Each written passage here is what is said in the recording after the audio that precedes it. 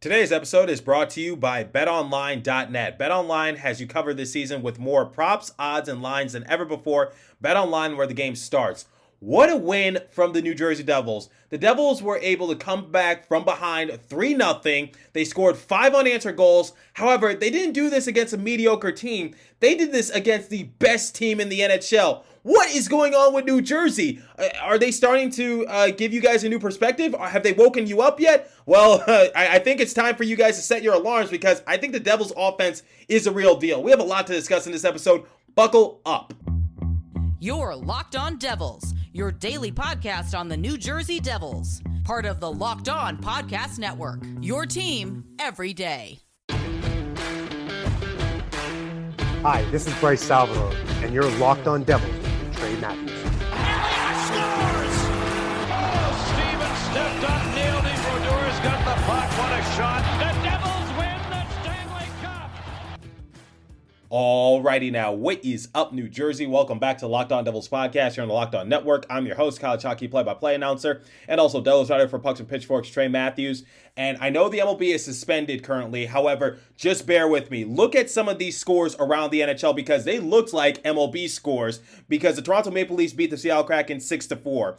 The Minnesota Wild beat the New York Rangers 5-2. The Chicago Blackhawks beat the Anaheim Ducks 8-3. An absolute thrashing took place in Detroit as the Red Wings lost to the Arizona Coyotes 9-2. The Senators beat the Blues 4-1. And what happened out in Newark, New Jersey? Well, the Devils were able to beat the best team in the NHL by a score of 5-3. And no, it was not like a juggernaut matchup because the Colorado Avalanche got off to a 3-0 lead and the Devils were able to score 5 unanswered goals against them. Who saw this one coming? Because it looked like it was going to be an early curtain call for the Devils because they let up a couple of power play goals early. Nico Hischier was a scratch, so the odds were not in the favor of the New Jersey Devils. And here's the thing, guys. The Colorado Avalanche coming into this game, according to Bryce Salvador, throughout the entirety of the year, they have only blown a lead 6 times. So the odds were certainly not in the favor of the New Jersey Devils, but somehow, some way, they were able to score 5 unanswered goals. And lo and behold, guys, I thought I'd never say this throughout the entirety of the year, but the Devils' second period was actually picture perfect because they were able to outplay the Colorado Avalanche. The Devils gave themselves a chance to win.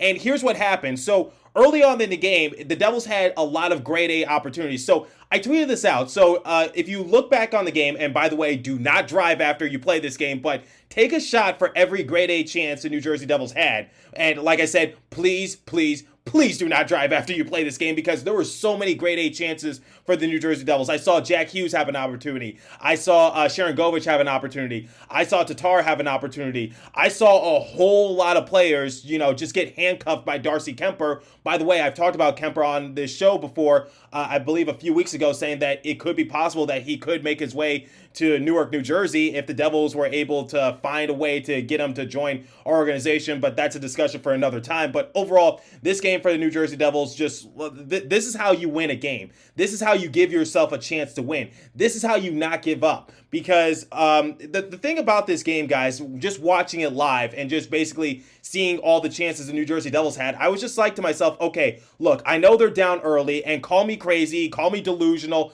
call me a liar, call me whatever you want to call me, but I just had a feeling that the New Jersey Devils were not going to lose this game against the Colorado Avalanche. Look, I get it. The Avalanche are, by far one of the best teams in the NHL, and we're by far one of the worst teams in the NHL. But at the same time, it was just like, look at the amount of shot attempts the New Jersey Devils were getting. Look at the amount of times they were robbed by Darcy Kemper. So I was just like, if the Devils can keep this up throughout the entirety of the game, then they have a legitimate chance of winning. And look, they went down 3-0 in period number 2.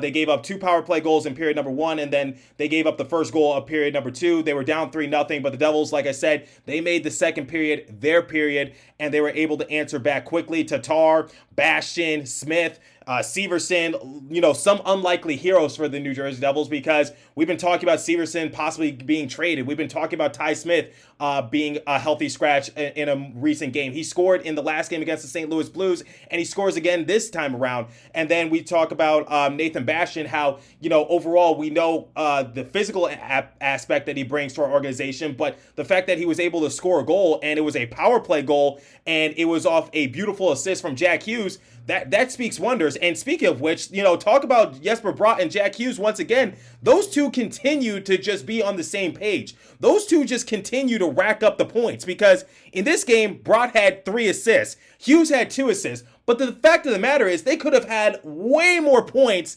had Darcy Kuemper not been on his secret stuff or whatever he was taking before the game because, like I said, he was robbing the New Jersey Devils point blank range. So Jack Hughes and Jesper Bratt could have potentially had way more points in this game, and this could have been a much high scoring affair. But overall, the Devils got the win. They scored 5 unanswered goals. Nico Dawes, he let a few goals get past him that I don't think that a seasoned veteran goaltender would let up. But at the same time, according to Alex Javanti of the Hockey Writers, his expected goals against average is, not the best, but it's not the worst. He gets the job done, to say the least. In terms of his expected goals, it's just like I said, it's sort of that happy median. So that's what we kind of need right now because, like I said, for Nico Dawes, I've said it a couple times in the show recently, he's a for now situation. He's certainly not a permanent situation, but he's a for now situation. And I think that's what we need right now in the goalie position. Wait till the trade deadline. But overall, Nico Dawes, like I said, he let up a few goals that I'm sure he would like to have back. But at the same time, he kept us in the game and he gave us an opportunity to win and he really buckled down. So that was impressive. And let's talk about the gamble that the Colorado Avalanche had late in this game that resulted in Sharon Govich getting the empty netter goal. So what had happened was the New Jersey Devils drew a penalty. PK Subban had to go to the sin bin. The Devils were shorthanded, and here's what the Colorado Avalanche decided to do. They decided to pull Kuemper and try to get another extra attacker, so that way it's a 6-on-4 advantage in favor of the Colorado Avalanche. So I like the gamble, but it was a huge risk because there was still plenty of time remaining in the game. So the Devils, despite being shorthanded, I was just like, they're going to get a shorthanded goal. They're going to get a shorthanded goal. After, I believe, a couple failed attempts, they were finally able to get the empty netter. I was just like, they won this game. This was impressive. I don't know what else to say. Just, it was an overall great effort from the New Jersey Devils. And, people stepped up. Like I said, Bastian stepped up. Severson stepped up. Smith stepped up. Tatar stepped up. It had been a while since Bastian and Tatar had scored. Ty Smith has been inconsistent all year. He's been a thorn in our side. And we basically have been saying, how much of a burden he's been this season and how he hasn't improved from his rookie year. And Damon Severson, I've been talking on my show at least about him possibly being in trade discussions, and he and Siegenthaler did their jobs on the defensive end, and both of them had a pretty decent showing, and they did their jobs. And the thing with Severson is that he's been getting a lot of time on the ice, and he's been having a pretty decent impact on the offensive end as well. So I think Severson is just trying to send a message out to the organization saying, hey, I'm here to stay. I'm not trying to leave, and I'm trying to show you how much of an asset I could be on this team. Because like I've been saying on the show, Severson is prone to making a few boneheaded mistakes, going back to that LA Kings game or that Toronto Maple Leafs game. But at the end of the day, I do like Severson. I don't think he'll be traded, but at the same time, I think he's just trying to make his case even stronger as to why Tom Fitzgerald should hold on to him at least for one more year and just see what he could potentially do. Because like I said, he's been getting a lot of time on the ice. He and Siegenthaler, they did their jobs on the defensive side of things. He was able to get a goal this game. And overall, it was just a great showing from everyone, especially that top line of Sharon Govich, Hughes, and Mercer, because they had a lot of shots on goal going late into the game, but they had nothing to show for it. And finally, Sharon Govich was able to get a goal.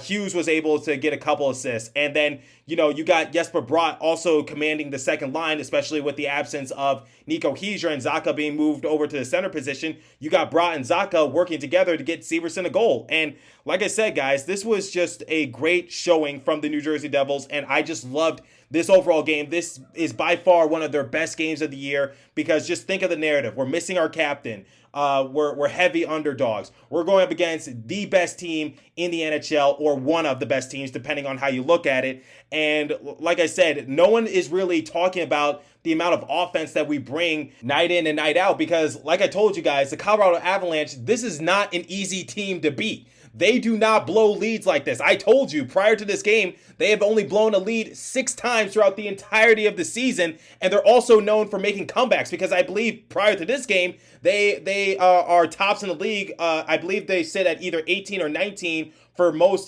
comeback wins throughout the entire NHL, and that's according to Bryce Salvador. So, like I said, this was not an easy win, and our offense showed out. And if people don't know, they should know now, albeit, like I said, a lot of chaos has been going around the NHL, so I'm afraid that people are going to put this under the rug once again. But more people need to talk about the New Jersey Devils offense because it has been picture perfect.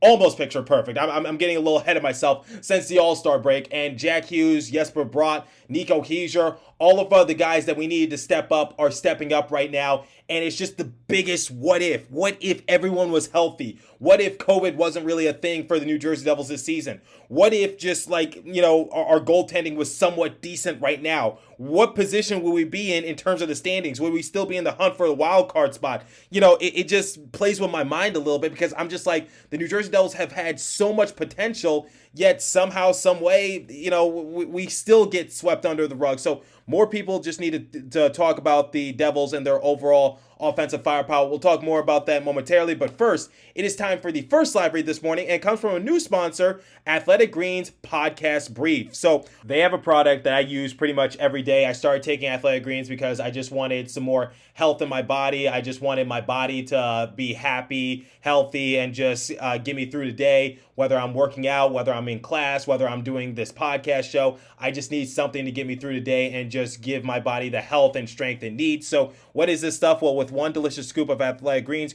you're absorbing 75 high-quality vitamins, minerals, whole food source, superfoods, probiotics, and adaptogens to help start your day right. This special blend of ingredients supports your gut health, your nervous system, your immune system, your energy, recovery, focus, and aging, all these things.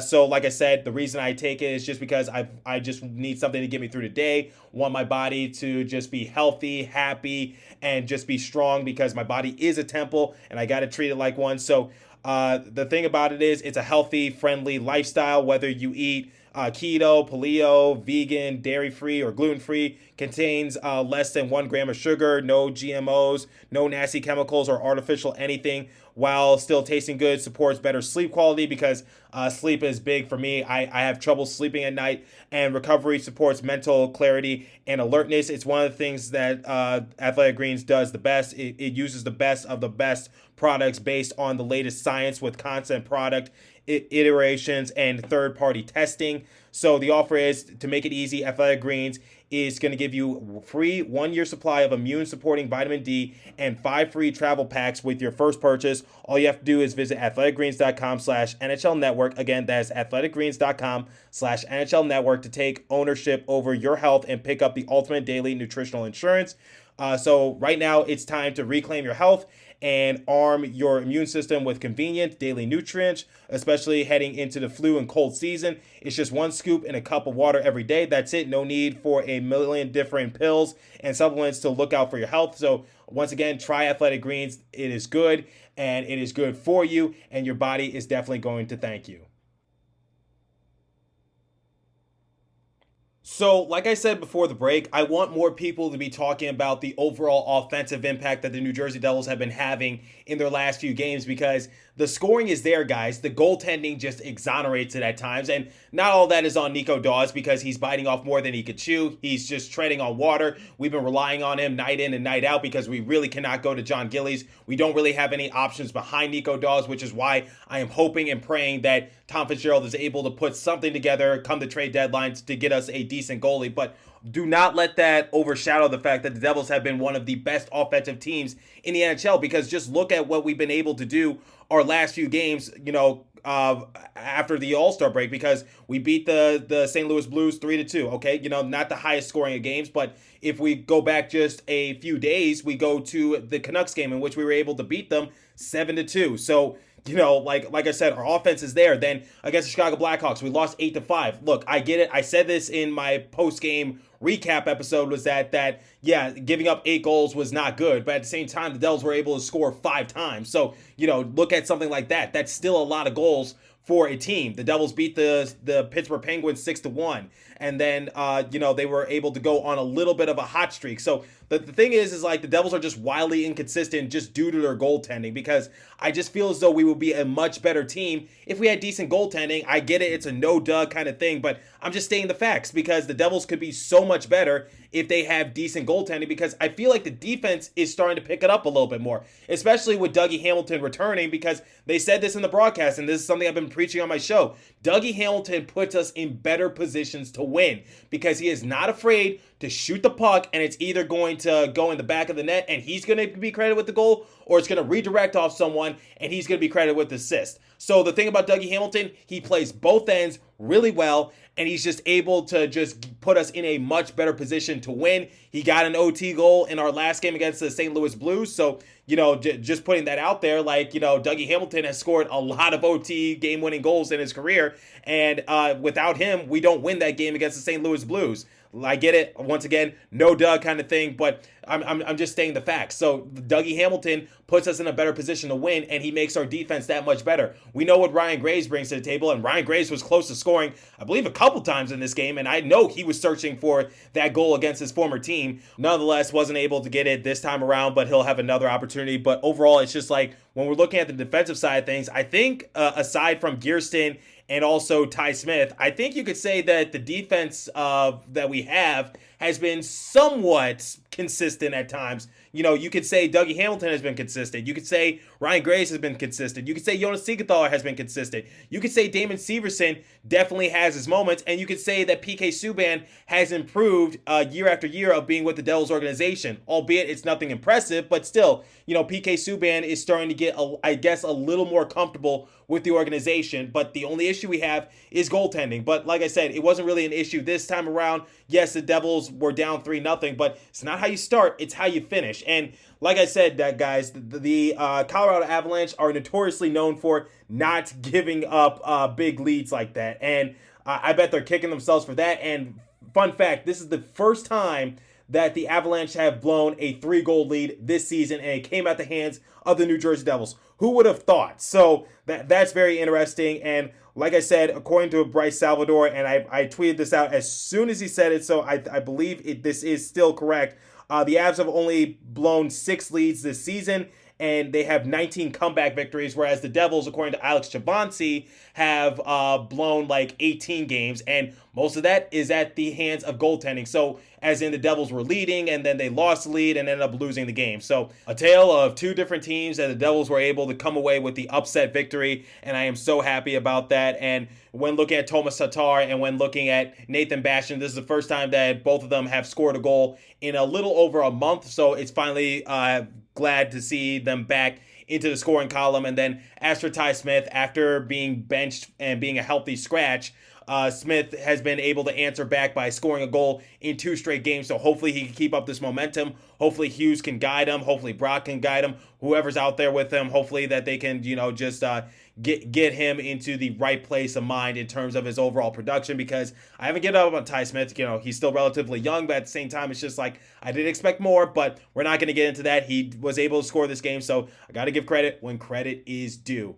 And now it is time for the second and third live read this morning, and it comes from our friends at BetOnline and also Built Bars. So, football might be over the season, but basketball is in full steam for both pro and college hoops. From the latest odds, totals, player performance props, to where the next fire coach is going to land, BetOnline.net is the number one spot for all your sports betting needs. BetOnline remains the best spot for all your sports scores, podcasts, and news this season. And it's not just basketball. BetOnline.net is your source for hockey, boxing, and UFC odds, right to the Olympic coverage and information. Head to the website today or use your mobile device to learn more about the trends in action. BetOnline, where the game starts. Please remember to gamble responsibly, and visit our friends at Locked On Bets for all your betting needs there as well. And now, the last live read of this morning comes from our friends at Built Bar. So this is the time of year that I pretty much have given up on all my New Year's resolutions, but not this year. I'm sticking to my resolution to eat right. Remember, I told you to try Athletic Greens because, like I said, trying to eat healthy. But as for Built Bar, I can still eat Built Bars because they're so good and they're so healthy. So sticking to that resolution. But have you ever tried the Puffs? If you haven't, you're missing out on one of Built Bar's best tasting protein bars.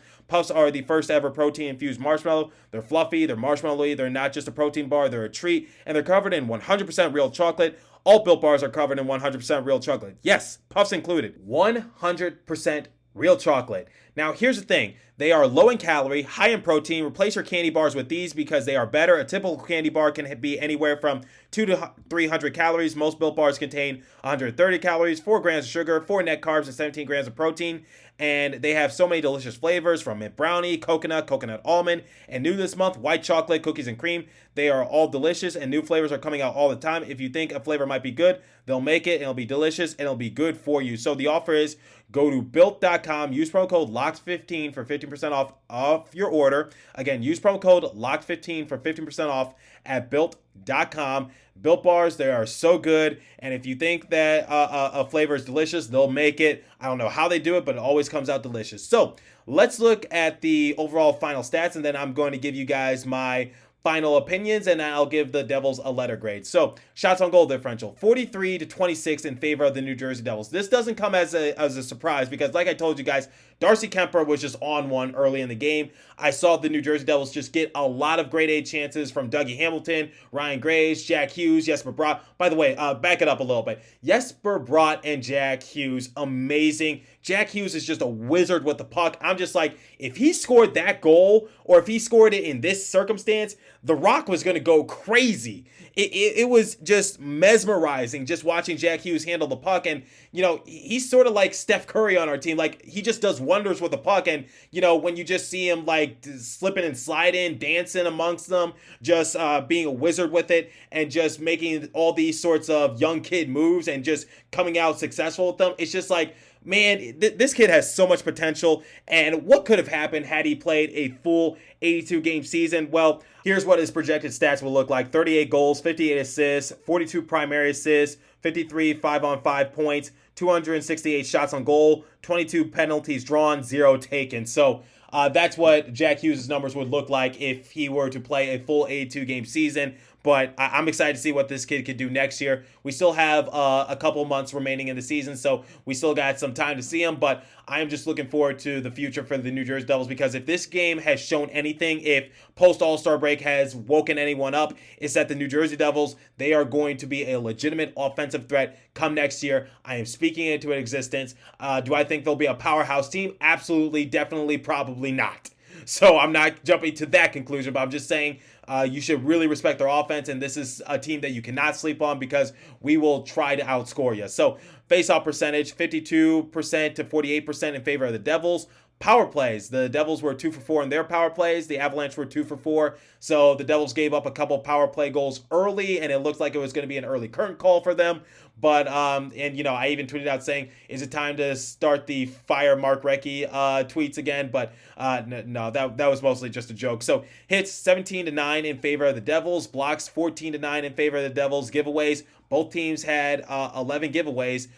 So, you know, neither team led in that category. So the thing about the New Jersey Devils, it was just a great team effort. They didn't get discouraged. They didn't get frustrated. Their body language didn't show any, like, signs of just anger or anything like that if a puck didn't find the back of the net, because they just kept on going. They just kept soldiering through, and it was just a great effort from the Devils. Jack Hughes, Jesper Bratt, I could talk about those guys all day, but don't forget about the other impacts of Tomas Tatar, Ty Smith, Nathan Bastian. Sharangovich is continuing his hot streak, albeit it was an empty netter goal, but we'll take it. And Sharangovich was able to get an assist this game as well. So just overall great effort from the Devils, and I expect that more often. And the fact that we were able to do that against a powerhouse team in the NHL speaks wonders. The 3 stars of the game, Jesper Bratt, Jack Hughes, Nathan Bastian. No surprise there. Nathan Bastian was able to get the game-tying goal, and his impact just shows in more ways than one. Sometimes it doesn't show up in the stat sheet, and I think I've already talked about our 2 main stars of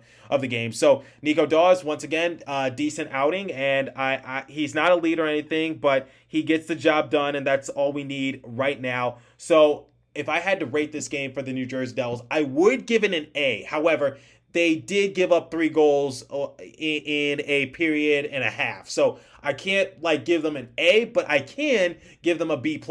So that's the final grade for the New Jersey Devils. It's a B+, because even though they went down 3-0 against a powerhouse team, they were able to make the comeback. They didn't, hold their heads down. They didn't show any frustration. They didn't show any negative body language. They looked like that they were full steam ahead. They were able to shoot and outscore the Colorado Avalanche, because in period number 1, the Devils outscored them. Period number 2, the Devils outscored them. In period number 3, they outscored them. And overall, the Devils were able to hold the Colorado Avalanche to 8 shots on goal in both period number 1 and period number 2. So, the Devils were just coming with, I guess, their A game in this game, and then they were able to come away with the win. So, very impressive win. Absolute chaos happening around the NHL. So, let me know what you guys think. What did you think of this game for the New Jersey Devils? What does it speak to you? Have the Devils given you new life? Have they given you a new perspective? I'm curious to hear your thoughts. So, if you're watching this on YouTube, leave a comment down below. And if you're listening to this on a podcast service, hit me up at TreyMatt4 and also the show's Twitter page at Locked On Devils. I would really like to hear your thoughts. So as for today's episode, like I said, that's all the time I have for you guys. So continue to stay safe. Have a wonderful day, New Jersey. Go Devils. And I'll catch you guys in the next episode. Thanks for listening. Wow, that was a great win from the Devils.